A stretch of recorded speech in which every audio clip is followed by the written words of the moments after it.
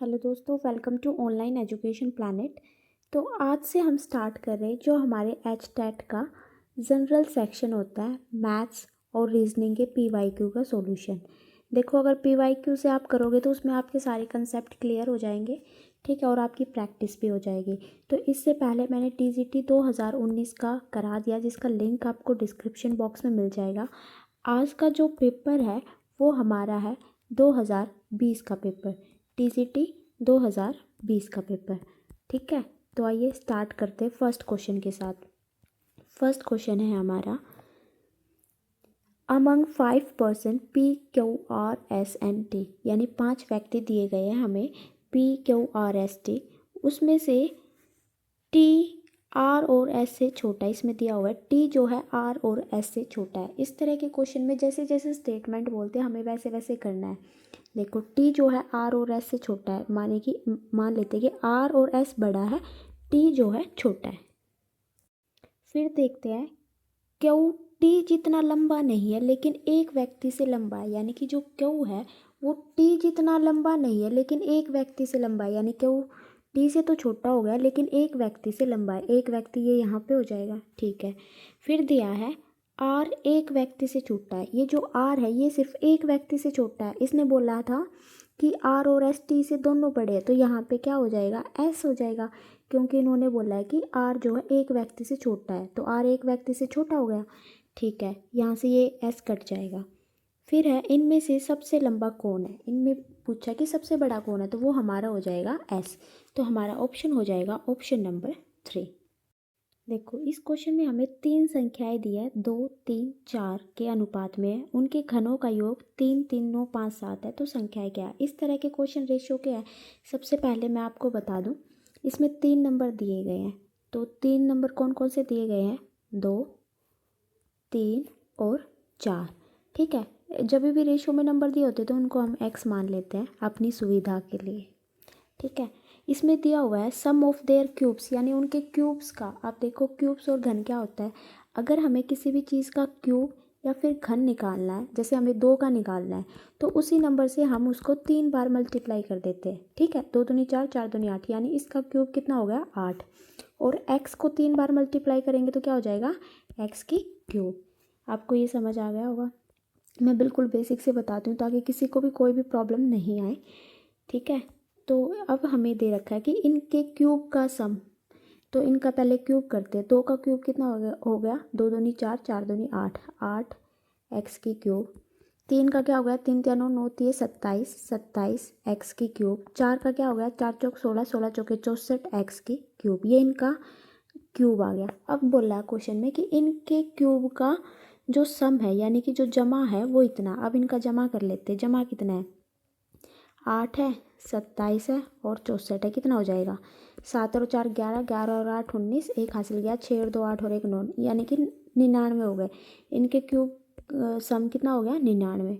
तो लिख देते हैं, ये क्या हो गया हमारा 99 एक्स की क्यूब जमा करने पर, ठीक है। लेकिन क्वेश्चन में इसमें क्या दिया हुआ है, 3 3 9 5 7। तो यहाँ से हम एक्स क्यूब की वैल्यू निकाल लेंगे, क्योंकि ये यहाँ पे मल्टीप्लाई में वहाँ पे जाके क्या हो जाएगा, डिवाइड में। 3 3 9 5 7 बटे में 3 और 3। तो देखो ये किस चीज़ से कट होगा, देखते हैं। देखो, पहले ये 11 से करके देख लेते हैं हम डायरेक्ट। 11 तिये 33, सॉरी नीचे 99 था, सॉरी गाइस, सॉरी नीचे कितना था, 99 था, क्योंकि ये 99 यहाँ पे आ जाएगा ना, ठीक है। और ये हमारा 3 3 था। तो सबसे पहले हम 11 से ही डिवाइड कर देते हैं। 11 निन्मे 99, 11 तिये 33, 0 फिर कितने पे जाएगा, 8 पे जाएगा, 8 पे और फिर 7 पे, ठीक है। अब करते 9 से, 9 तिये 27, 3 ऐसे लग गए, 9 चौक 36, 9 तिये 27, यानी कि जो एक्स क्यूब की वैल्यू है वो हमारी कितनी आ गई, 3 4 3, 3 4 3। तो आप सबको पता है कि जब भी हम क्यूब करते हैं तो ये जो 343 है ये किसकी क्यूब है, ये है 7 की, यानी x की वैल्यू हमारे पास जो है 7 आ गई। अब इस क्वेश्चन में हमें पूछा है कि उन वे नंबर क्या है, तो नंबर क्या थे 2 3 4, तो x की वैल्यू 7 आ गई, तो क्या हो जाएगा 7 दूनी 14, 7 21, 7 चौक 28, यानी कि 14 21 28, यानी कि ऑप्शन नंबर फर्स्ट जो है हमारा बिल्कुल करेक्ट हो जाएगा। तो ये जैसे x की क्यूब 343 थी, तो कुछ बच्चे पूछेंगे कि ये कैसे निकालना है। अगर आप 20 तक सारे स्क्वायर रूट और क्यूब रूट याद कर लोगे ना तो आपके लिए और भी अच्छा होगा। ठीक है, तो नेक्स्ट क्वेश्चन करते हैं हम।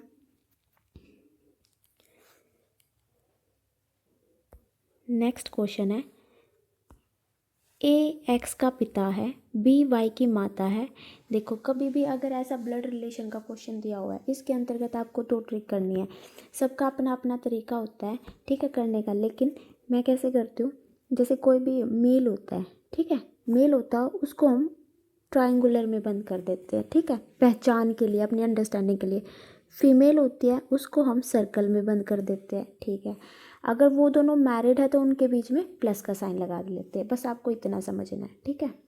अब देखो ए एक्स का पिता है, ए जो है एक्स का पिता है, एक्स यहाँ पे हो जाएगा, फादर हमेशा ऊपर होते हैं, तो इसको हम ए की हमें दिया हुआ है कि पिता है, तो हमने इसको ट्रायंगुलर में बंद कर लिया। नेक्स्ट है बी वाई की माता है। अब देखो बी वाई का ए और एक्स से कोई भी रिलेशन नहीं है, तो इसे हम थोड़ा सा अलग बना लेते हैं। बी जो है वाई की माता है, बी जो है वाई की माता यानी मदर हो गई, और फीमेल है तो हमने इसको सर्कल में बंद कर लिया, ठीक है। आगे दिया है एक्स और जेड की बहन वाई है, यानी एक्स और यहाँ पे जेड है, इसकी जो बहन है वो कौन है, वाई है, यानी बहन है, तो ये हमारी सर्कल में बंद हो जाएगी। अब वाई की मम्मी कौन थी, बी, तो ये इनका रिलेशन आ गया ना, तो ये क्या हो गए, हस्बैंड और वाइफ हो गए। इसमें पूछा है कि कौन सा कथन सत्य नहीं है, हमें बताना है कि कौन सा ठीक नहीं है। B is the mother of Z, B Z की माता है, बी जो है जेड की माता है, बिल्कुल ठीक है हमारा first. X is the sister of Z, x Z की बहन है, एक्स जो जेड की बहन है, लेकिन इसमें तो हमें जेंडर बताया ही नहीं था, तो इसका तो हम कोई भी जवाब नहीं दे सकते कि ये गलत है या सही है, तो इसे हम क्वेश्चन मार्क कर लेते हैं। हमें बताना है कि कौन सा गलत है, ठीक है। तीसरा हमारा बी ए की पत्नी है, बी जो है ए की पत्नी है, बिल्कुल ठीक है। लास्ट हमारा वाई ए का पुत्र है, वाई जो है ए का पुत्र नहीं, ये इसकी क्या है, पुत्री, हमें गलत बताना था, तो हमारा ऑप्शन नंबर फोर्थ जो है बिल्कुल ठीक हो गया। नेक्स्ट क्वेश्चन है,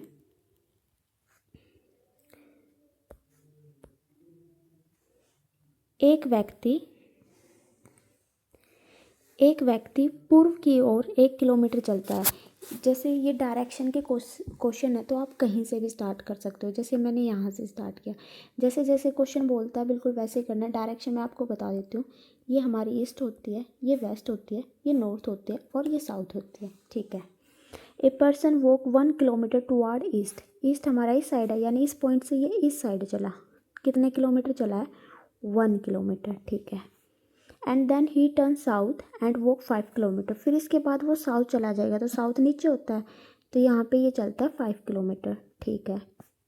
again he turn east and walk 2 kilometre, फिर से वो ईस्ट जाता है और कितने किलोमीटर जाता है, 2 किलोमीटर, ठीक है। After this he turn north and walk 9 kilometre, इसके बाद वो जो नॉर्थ की तरफ है 9 किलोमीटर जाता है, यहाँ तक ये कितना जाता है, 9 किलोमीटर।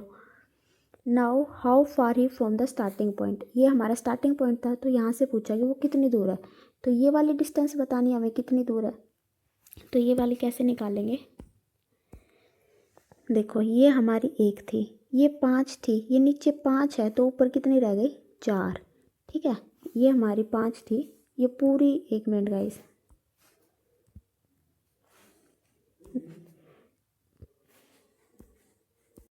तो देखो ये पूरी जो है 9 थी, ठीक है, और ये 5 है, तो 9 में से 5 गई, तो ये ऊपर वाली हमारी कितनी बच जाएगी, 4, ठीक है। फिर ये 2 है, ठीक है, ये वाली, तो ये भी यहाँ पे कितनी होगी, 2, और ये 1 थी, तो ये टोटल कितनी हो जाएगी हमारी, ये वाली कितनी हो जाएगी, ये हमारी हो जाएगी 3।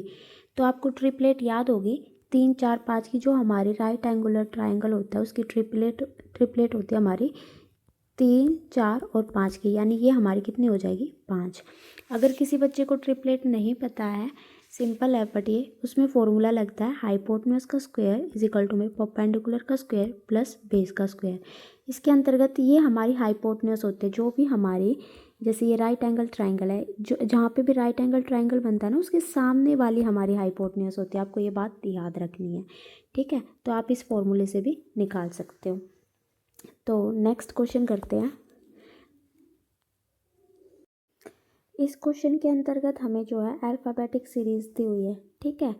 ये अल्फ़ाबेटिक सीरीज़ जब भी हमें करनी होती है तो इसमें आपको क्या करना है, सबसे पहले आपको इनके ना A to Z के अल्फ़ाबेट बिल्कुल याद होने चाहिए। और अगर आप एक दो बार कॉपी में लिखोगे ना A1 B2 ऐसे, तो आपको पक्का याद हो जाएंगे।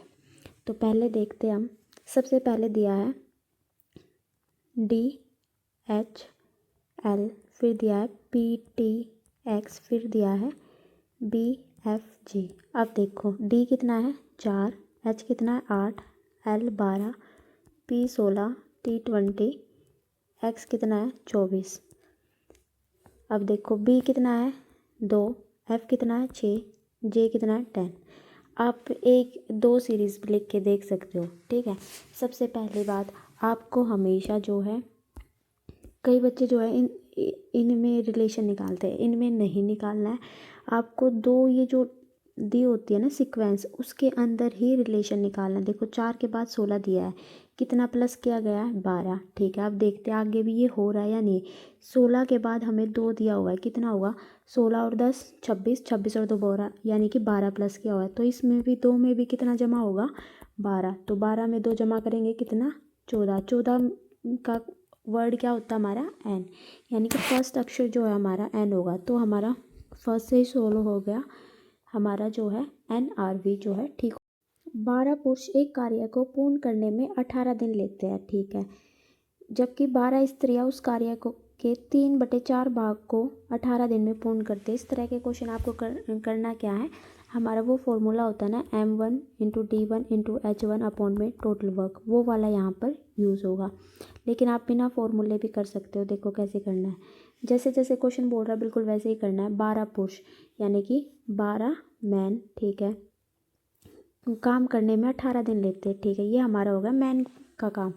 अब हम स्त्रियों का लिखते हैं, तो ये कितना दे रखा है 12 वुमेन काम करने 3/4 भाग को कितने दिन में करती है 18 दिन में। आपको एक चीज़ याद रखनी है, जब भी आपको काम दिया है कि 3/4 भाग या फिर 4 भाग, वो हमेशा हमें कहाँ लिखना है, नीचे लिखना है। वर्क हमेशा कहाँ लिखना है, नीचे लिखना है, ठीक है। अब आप सबको पता ही होगा 1/2 है मान लेते हैं और उसके बटे में 3/4 है। जब हम इसका रिवर्स करेंगे तो ये कितना हो जाता है 4/3, ये ऊपर चला जाता है, ठीक है। तो ऐसे ही हम यहाँ पे करेंगे। ये देखो कितना आ गया, ये 3/4 वहाँ पे जाके कितना हो जाएगा 4/3। तो यहाँ से स्टार्ट कर लेते हैं। 12 मैन इंटू में 18 इज इक्वल टू में 12 वुमेन इंटू में 18 इंटू में ये 4 ऊपर चला जाएगा और 3 नीचे, 4/3, ठीक है। यहाँ से हमें क्या होगा, मैन और वुमेन का रेशो मिल जाएगा। तो मैन और वुमेन का रेशो देखते हैं क्या आता है। 12 से 12 कट हो जाएगा, 18 से 18 कट हो जाएगा। तो वुमेन यहाँ पे मल्टीप्लाई में थी इसलिए डिवाइड में आ गई, तो यहाँ पे क्या आ जाएगा 4 और 3।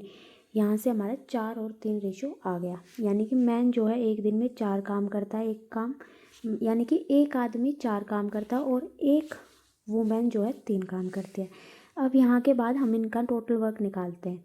तो टोटल वर्क आप इस वाले से भी निकाल सकते हो स्टेटमेंट से, और इस वाले से भी निकाल सकते हो, बिल्कुल सेम आएगा, बेशक आप निकाल के देख लेना।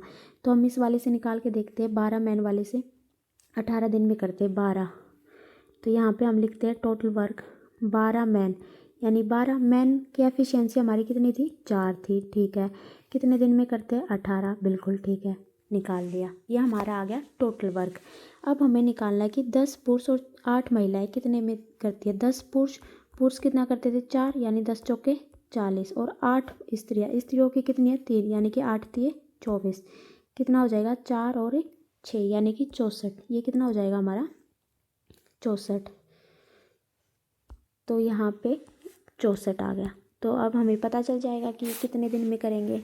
तो निकाल लेते हैं। 4 एकम 4, 4 एकम 4, 2 हाथ से लग गए, 4 6 24 सॉरी गाइस, 4 चौक 16, 4 तिये 12, 2 नीम 18, 2 दूनी 4, ये कितना आ गया 27/2। तो कितना आ जाएगा 2 एकम 2, 2 तिया 6 और हाफ, यानी कि 13 सही 1/2। हमारा ऑप्शन नंबर 3 जो है बिल्कुल ठीक हो गया। देखो इस क्वेश्चन में क्या दिया है, the radius of A sphere is double, what percentage of its volume is increase. जब भी इस तरह के क्वेश्चन दिए होते हैं, हमें सबसे पहले जो भी क्वेश्चन में पूछा है, जैसे वॉल्यूम ऑफ स्पेयर पूछा मतलब कितना इंक्रीज हुआ, सबसे पहले हमें इनका फॉर्मूला पता होना चाहिए। वॉल्यूम ऑफ स्पेयर क्या होता है 4/3 पाई आर की क्यूब, ठीक है। अब इसमें दिया हुआ है जो रेडियस है वो डबल हो जाती है। देखो अगर कुछ भी आप डबल करोगे या ट्रिपल करोगे तो ये जो हमारा है 4/3 और पाई ये तो सेम ही रहेगा, सिर्फ इसकी रेडियस पर फ़र्क पड़ेगा। तो हम डायरेक्ट रेडियस पर ही क्वेश्चन करते हैं, इसकी रेडियस जो है डबल हो जाती है, यानी 1 से 2 हो जाती है। हमें क्या करना है क्यूब करना है, 1 की क्यूब 2 की क्या होगी 2 दूनी 4, 4 दूनी 8। तो कितना इंक्रीज़ हुआ परसेंटेज 1 से 8, यानी 7 इंक्रीज़ हो गया कितने पे 1 पे, और मल्टीप्लाई में क्या करते हैं हम 100। तो हमारा आंसर आ जाएगा 700%, यानी कि ऑप्शन नंबर 4 जो हमारा ठीक हो जाएगा। नेक्स्ट क्वेश्चन देखते हैं। एक व्यापारी एक वस्तु को 24 रुपये में बेचता है तथा वस्तु के मूल्य के बराबर प्रतिशत लाभ कमाता है, तो उस वस्तु का लागत मूल्य क्या है। देखो इस तरह का क्वेश्चन अगर आप एक्स मान कर करोगे तो बहुत ही लेंथी भी होगा और टफ भी लगेगा आपको। जब भी ऐसे क्वेश्चन दिए जाए, यानी कि हमें दिया हुआ है कि एक आर्टिकल है उसका जो सेलिंग प्राइस है वो 24 रुपये है और उसको इतना प्रॉफिट होता है जितना कि परसेंटेज में प्रॉफिट होता है, ठीक है, इतना होता है जितना कि उसका कॉस्ट प्राइस है। तो हमें कॉस्ट प्राइस निकालना है। तो इस तरह के क्वेश्चन हमेशा हमें ऑप्शन से जाना है, ठीक है। और हमारा फॉर्मूला क्या लगाना, हमें फॉर्मूला लगाना हमें x प्लस का x इंटू एक्स बटे में 100। ये फॉर्मूला आपको याद रखना। कभी भी इस तरह का क्वेश्चन होगा ना ऑप्शन से जाओगे तो ये हो जाएगा। देखो पहला ऑप्शन देखते हैं 15। अगर ये हमारे सेलिंग प्राइस के इक्वल आए, यानी कि जो दे रखा अगर ये 24 के इक्वल आता तो वो ऑप्शन हमारा सेटिस्फाई हो जाएगा। सबसे पहले 15 का देखते हैं, 15 प्लस का 15 गुना में 15, ये तो आप सबको पता है कि डेसिमल में चला जाएगा, तो ये हमारा नहीं होगा। फिर हमें देखना है जिसके पीछे डिजिट यानी जो भी हमारी ये है ये ज़ीरो हो या फिर डबल ज़ीरो, वो ऑप्शन हमारे हमेशा पॉजिटिव में आते, कभी भी नेगेटिव में नहीं जाते। तो हम यहाँ से 20 ऑप्शन देख लेते हैं। 20 प्लस का 20 इंटू 20 बटे में 100, 1 0 से 1 0, 1 0 से 1 0, 20 प्लस 2 दूनी 4, यानी ये हमारा कितना हो गया 24, यानी कि हमारा ऑप्शन हो जाएगा 4। आपको सिर्फ ये फॉर्मूला याद रखना है। नेक्स्ट क्वेश्चन करते हैं हम।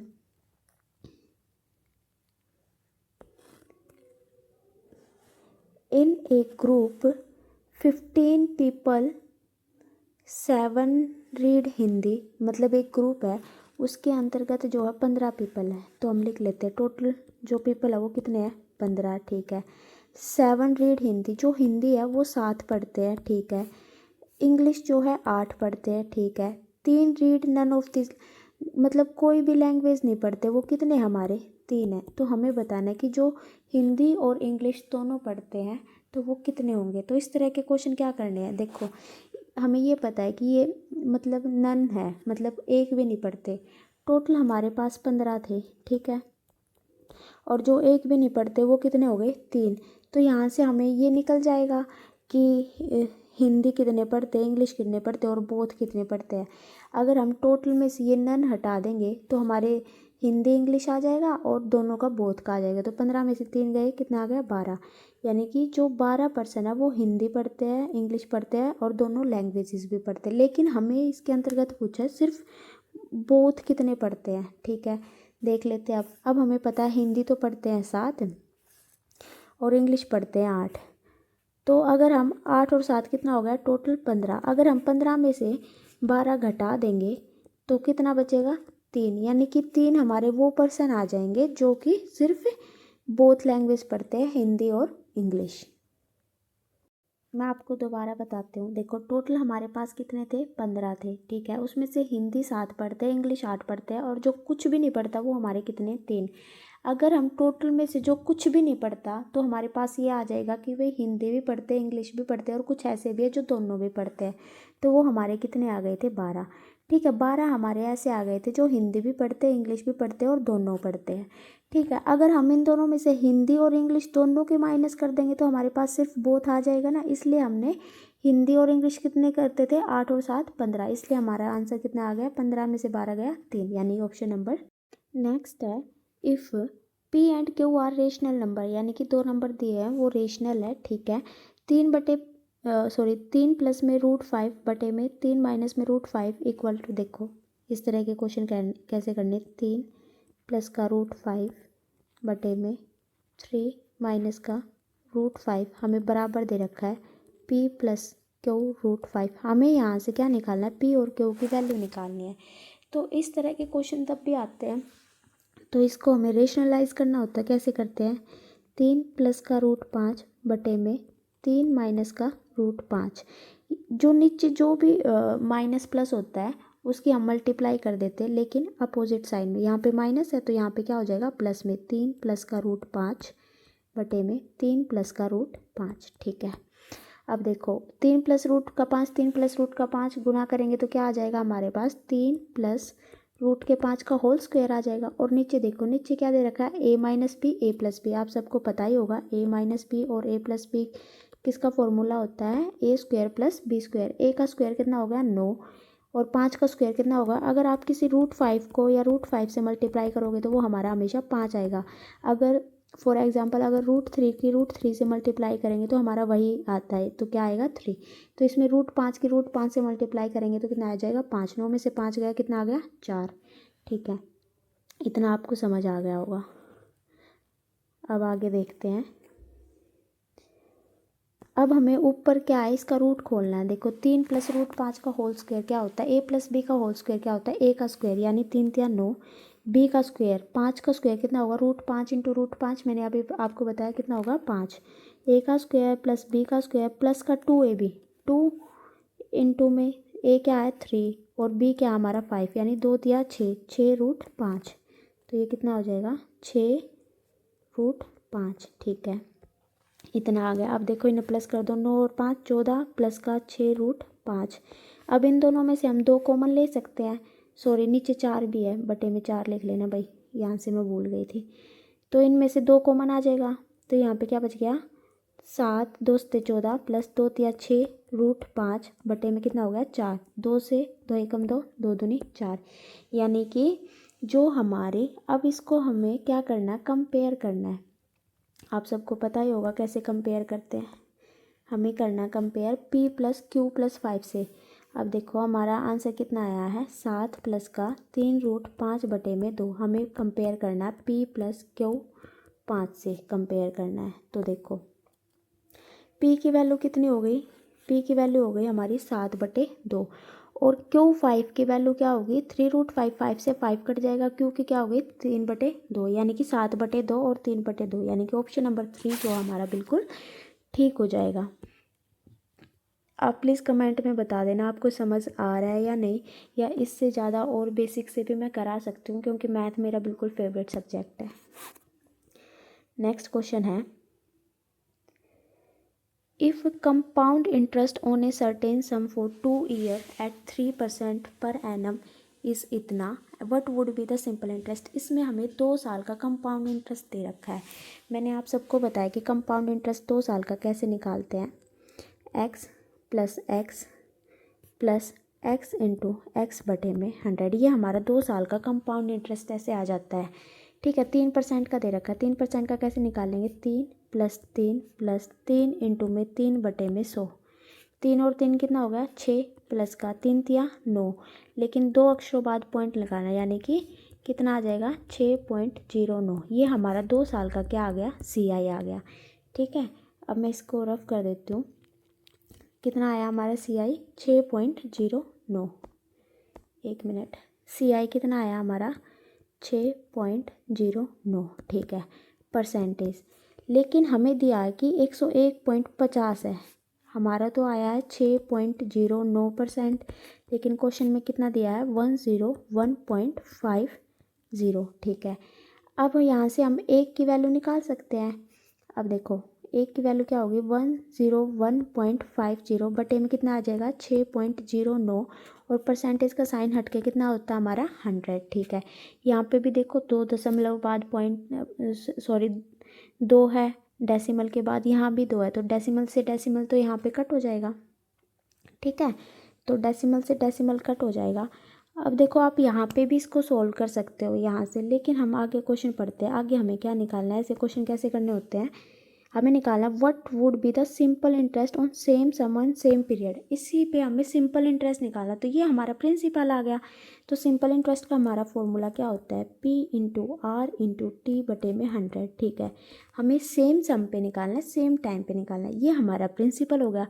अब देखो अगर हम यहाँ पे इसको कट करेंगे ना, देखो 9 और 6 कितना होता है 15, यानी ये तो 3 से कट जाएगा, 5 6 7 ये 3 से नहीं कटेगा, तो यहाँ पे जो है डेसिमल में जाएगा।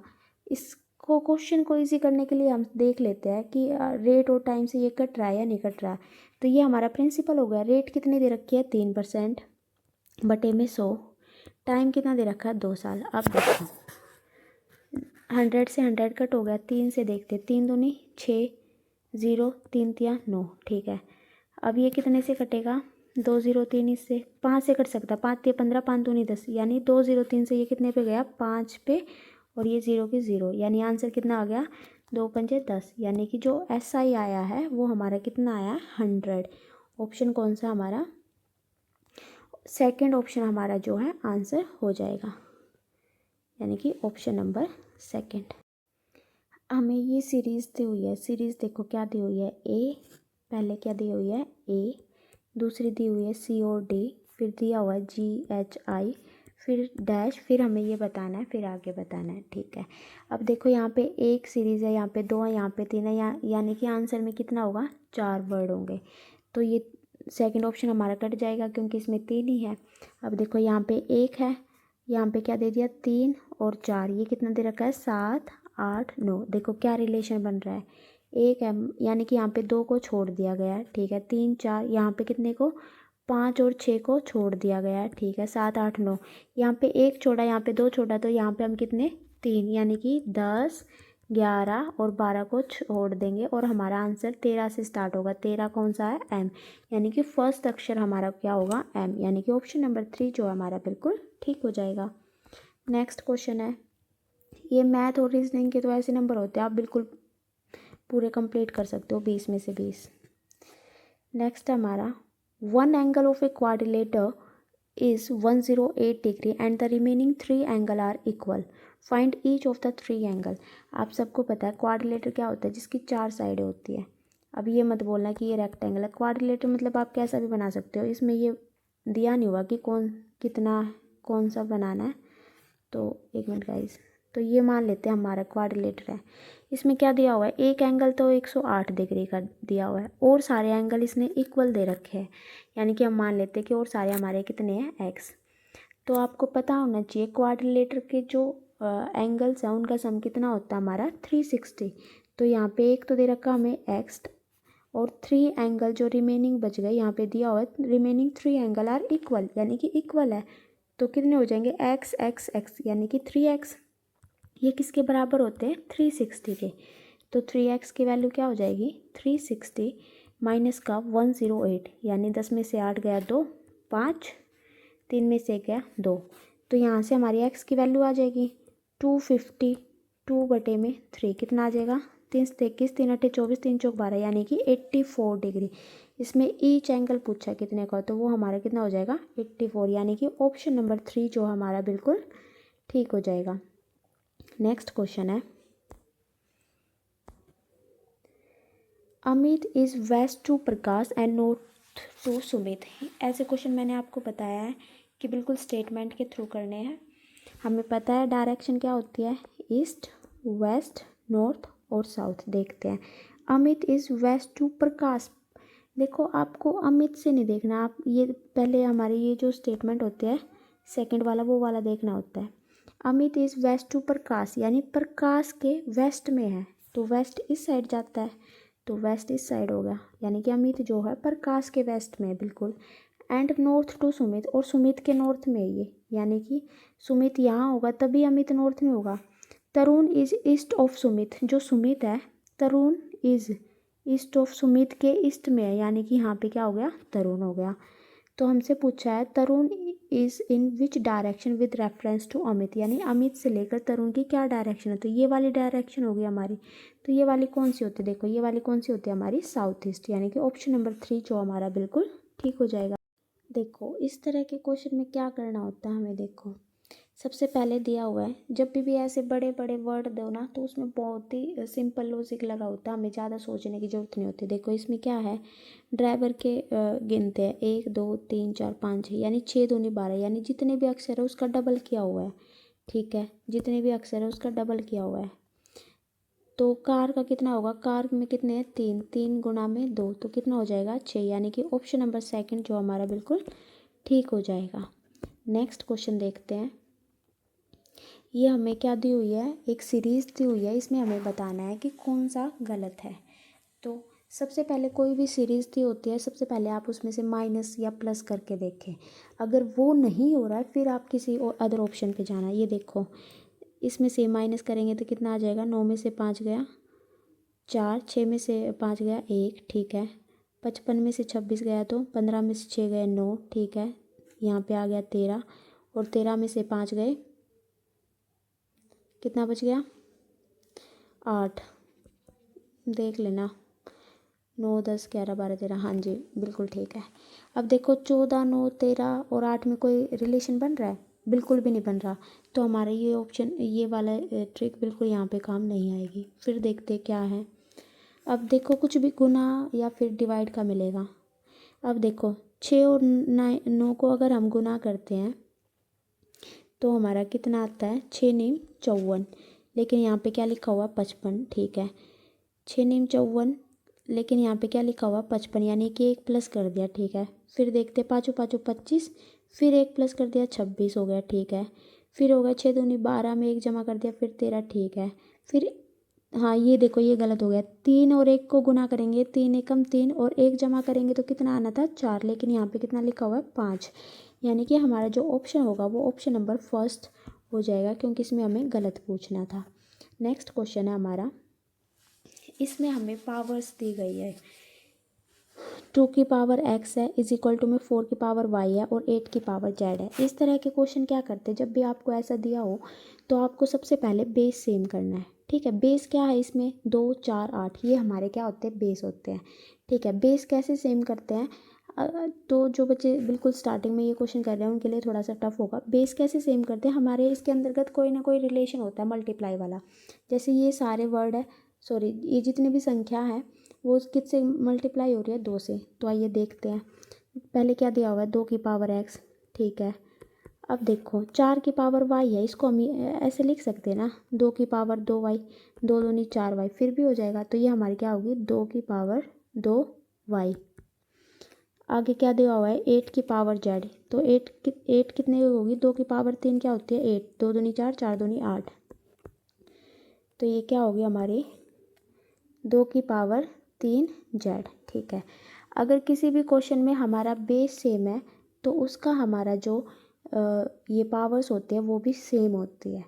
ठीक है, तो ये हो गई हमारी x इज इक्वल टू में 2y इज इक्वल टू में 3z। ठीक है, इसके बाद हमें क्वेश्चन को इजी करने के लिए हम इनका एलसीएम ले लेते हैं, 3 2 और 1 का एलसीएम क्या होगा 6, तो हमारा हो जाएगा 6, और कोई भी अल्फ़ाबेट मान लेते हैं, मान लिया हम इसको इक्वल मान लेते हैं 6 के, क्योंकि यहाँ से हमें x y और z की वैल्यू चाहिए, क्योंकि पुट करनी है वहाँ पर। तो x की वैल्यू क्या आएगी, यहाँ पे देखो x की वैल्यू क्या आ जाएगी 6 के, ठीक है।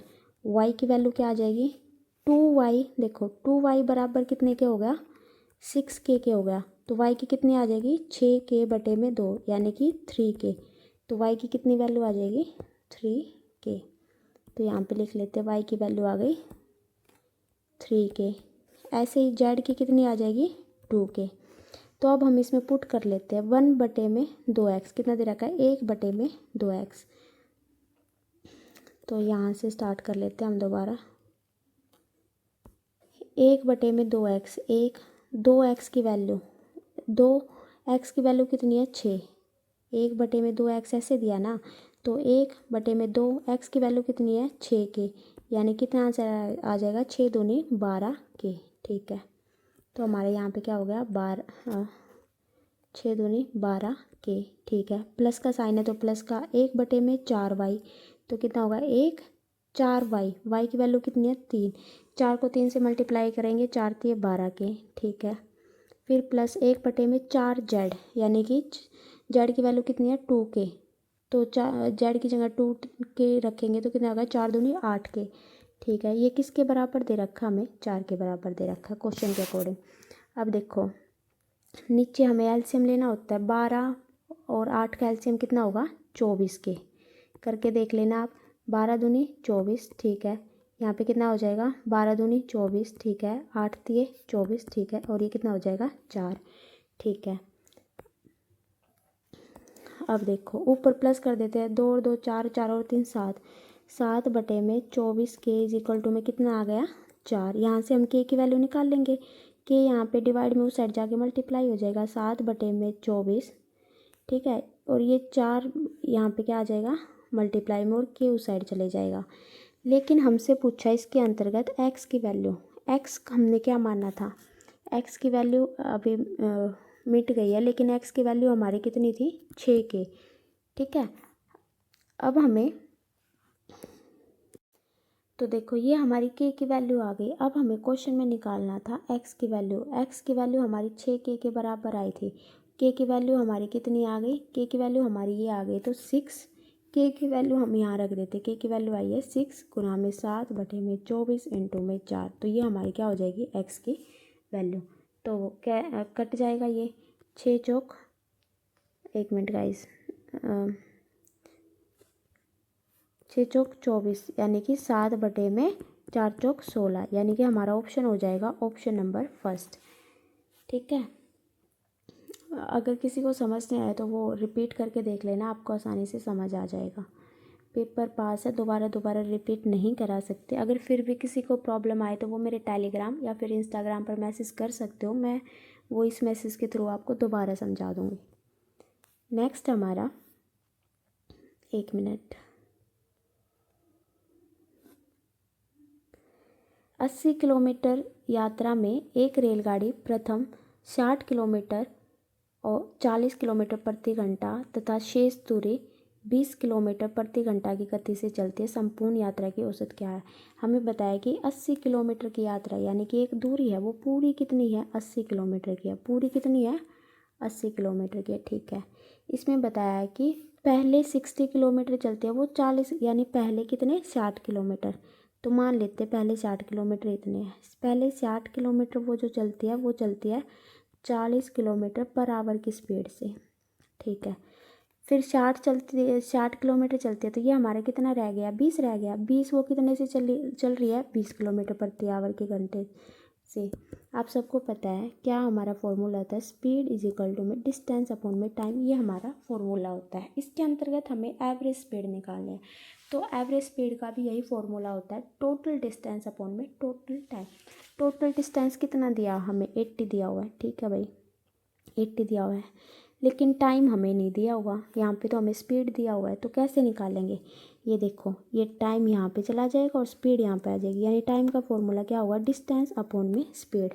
डिस्टेंस दे रखी थी पहले 60 थी और स्पीड कितनी थी 40 किलोमीटर प्रति घंटा। दूसरी क्या थी दूसरी हमें दे रखी थी कि जो 20 किलोमीटर की डिस्टेंस है वो चलता है 20 किलोमीटर प्रति घंटा की तरफ से, यानी यहाँ से हम निकाल लेंगे, तो काट देते हैं, 2 दूनी 4, 2 तिया 6, 0 से 0, कितना आ गया, नीचे तो सेम ही हमारा 2 और 2, तो ये हमारा हो गया 3 और 2 5, यानी कि 5/2 जो है हमारा क्या आ गया टाइम, तो यहाँ पे 5/2 हो जाएगा, तो ये 2 ऊपर जाके मल्टीप्लाई में हो जाएगा, तो कितना आ जाएगा हमारा, 5 से घटाते हैं 16 पंजे 80 होता है, तो 16 दूनी 32, तो हमारा ऑप्शन हो जाएगा ऑप्शन नंबर थर्ड। हमारा कौन सा ऑप्शन हो जाएगा option number third. Next question है, ए स्विमिंग पूल, एक मिनट guys, a swimming pool 30 metre long has a depth of water 0.80 metre at one end end 2.4 metre at other end. यानी कि एक स्विमिंग पूल दिया हुआ है, देखो तो स्विमिंग पूल मान लेते हैं, ये दिया हुआ है, ये स्विमिंग पूल है, इसकी जो लंबाई है वो 30 है, ठीक है 30 मान लेते, 30 मीटर है, ठीक है। इसमें हमें दिया हुआ है एक जगह से वो गहरा है 0.80 गहरा, कितना है 0.80 मीटर गहरा है, और दूसरी साइड से वो 2.4 मीटर, यानी थोड़ा सा बड़ा होगा, 2.4 मीटर है, ठीक है, पॉइंट है इसके बीच में, 2.4 मीटर। हमसे पूछा है the area of the vertical cross section of the pool along the length. Vertical मतलब हमें इसका एरिया पूछा है, तो ये कितना होगा। तो देखो सबसे पहले इसके अंतर्गत अगर हम ये लाइन खींच देते हैं तो हमारा ये नीचे क्या बन जाता है, रेक्टेंगुलर बन जाता है, ठीक है, और ऊपर क्या बन जाता है, ये एक राइट एंगल ट्रायंगल बन जाता है। तो आप सबको पता है अगर हम इन दोनों का area of rectangular plus area of, एक मिनट गाइस, अगर हम ये एरिया ऑफ रेक्टेंगुलर दिया हुआ ये वाला और एरिया ऑफ ट्रायंगुलर प्लस कर देते हैं तो हमारे पूरे का एरिया आ जाएगा। तो एरिया ऑफ रेक्टेंगुलर का फॉर्मूला क्या होता है, लेंथ इंटू में ब्रेथ, लेंथ हमें दे रखी है 30 है और ब्रेथ हमें पता ही इतनी है, तो कितनी आ जाएगी, देखो यहाँ पे करते हैं, 30 गुना में कितना दे रखा है 0.80, ठीक है। अगर हम इन दोनों को प्लस करेंगे ना तो बीच में प्लस का साइन, अब इसका एरिया ऑफ रेक्टेंगुलर भी हमें चाहिए, ये वाला हमें ये भी चाहिए। अब देखो ये 0.80 था, ये पूरा 2.4 था, अगर हम 2.4 में से 0.80 निकाल देते तो कितना आ जाएगा, 14 में से 8 गया 6, 1 यानी 1.6, यानी कि जो हमारी ये यहाँ से ये जो डिस्टेंस है ये कितनी हो जाएगी 1.6, और नीचे तो हमें पता ही था 0.8 है। अब देखो ये तो हो गई 1.6 हमें पता है, और ये वाली जो इसका बेस है हमें पता है ये कितना दे रखा है, अगर ये 30 है तो ये भी 30 होगी, ठीक है। तो एरिया ऑफ ए रेक्टेंगुलर क्या होता है, half base into height, half base क्या हमारे पास 30 इंटू में हाइट कितनी निकली हमारी 1.6। अब इसको काट देते हैं, पहले मल्टीप्लाई करते हैं, ये कितना हो जाएगा 8 3 24 और एक ज़ीरो की एक ज़ीरो आ जाएगी, ये जीरो हम मानते नहीं है, डेसिमल के बाद ज़ीरो का कोई भी महत्व नहीं होता। तो देखो 8 3 24 और एक के बाद पॉइंट आएगा, यानी कि यहाँ पे आएगा 24.0, यानी कि पूरा 24 ही हो गया, क्योंकि डेसिमल के बाद हम ज़ीरो का कोई भी महत्व नहीं होता है। और ये यहाँ पे कितना हो जाए, 2 एकम 2 2 15 30 हो जाएगा, और नीचे ये दशमलव हटाएंगे तो नीचे क्या आ जाएगा 10। अब यहाँ से दोबारा कर देते हैं, 5 दूनी 10 5 3 15 2 8 16, यानी ये कितना हो जाएगा 8 3 24, 24 और 24 कितना हो जाएगा 48 मीटर स्क्वायर, यानी कि इसका जो एरिया हो जाएगा वो हमारा आंसर आ गया 48 मीटर स्क्वायर, यानी कि option number first. Next question करते हैं, नेक्स्ट और लास्ट है। देखो ये जो क्वेश्चन है ना सेम उसमें भी पूछा गया जो मैंने 2019 का कराया है, तो इसलिए जो है PYQ बहुत ही ज़्यादा इम्पोर्टेंट हो जाते हैं क्योंकि रिपीट ही होते रहते हैं। पहले दिया है Anil is standing at 11th position from the left end in a row. मान लेते हैं ये कोई रो है, ठीक है, तो मैं आपको बता दूं अगर ये रो है तो ये वाला हमारा लेफ़्ट होता है, ये हमारा राइट हैंड होता है, ठीक है, ये बात आपको बिल्कुल ध्यान रखनी है। अभी आगे देखते हैं क्या बोल रहा है। ये हमारी रो है, ठीक है, मान लेते हैं। इसमें बोला Anil is standing at 16th position from the left end in a row, यानी अनिल है जो लेफ्ट से है, यहाँ से कौन सी पोजीशन पे बैठा है 16th पोजीशन पे बैठा है अनिल, ऐसे लिख लेते हैं, ठीक है। Vikas is and 18th position from the right, जो विकास है वो यहाँ से बैठा है कितनी पोजीशन पे 18th पे, राइट से बैठा है, याद रखना है ये लेफ़्ट और ये राइट से बैठा है। Gopal is 11th from the Anil toward the right, यानी ये जो अनिल है इसके राइट में, तो राइट हमें पता है कौन सा है, इसके राइट में 11th पर बैठा है, तो यहाँ पे मान लेते हैं हम 11th पे बैठा है, यानी ये 16 पे है और इसके 11th पे बैठे, तो कितने बैठे, 6 और 1 7, 2, 1 और 1 2, यानी कि ये जो गोपाल है वो 27वें लेफ्ट पर बैठा है। कितने बैठा है, 27वें लेफ्ट पर, ठीक है। And third from Vikas toward the right and, और विकास से थर्ड है, एक मिनट गाइस देखते हैं दोबारा। Vikas is at 18th position from the right, Vikas जो 18th पोजीशन राइट से बिल्कुल ठीक है। Gopal is 11th from Anil toward right, Anil के टुवर्ड राइट में गोपाल जो है 11th पोजीशन पर है, बिल्कुल ठीक है। And third from the Vikas toward the right and, इससे जो है थर्ड है, यानी कहाँ पर है ये, इससे थर्ड है, कहाँ किस साइड है, राइट एंड पे, तो राइट इस साइड होता है, तो ये कहाँ पे हो जाएगा, ये 18 पे है, यानी ये 17, ये 16, ये 15, यानी कि यहाँ पे बैठा ये गोपाल। देखो लेफ्ट हैंड से तो गोपाल की सिचुएशन क्या हो गई, 27वीं, गोपाल की लिख रही हूँ, और राइट से कितनी होगी, 15वीं। अगर हमें ऐसे क्वेश्चनों में कभी भी किसी की भी दोनों पता चल जाती है पोजीशन, लेफ्ट भी और राइट में, तो हमें क्वेश्चन निकालना और भी ईजी हो जाता है। तो इसके अंतर्गत पूछा है कि how many person standing in a row, तो कितने पर्सन है, तो वो हमारा फॉर्मूला होता है टोटल का लेफ़्ट प्लस राइट -1। लेफ़्ट और राइट आपको एक ही पर्सन का प्लस माइनस करना है, तो इसकी 27 थी, लेफ़्ट और राइट 15 थी, -1 करना है, 7 और 5 12, 2 3 4 42 में से एक गया 41, यानी कि हमारा आंसर हो जाएगा 1। ठीक है। अगर आपको मेरी वीडियो पसंद आए तो please like share and subscribe. Thank you so much. Thank you guys.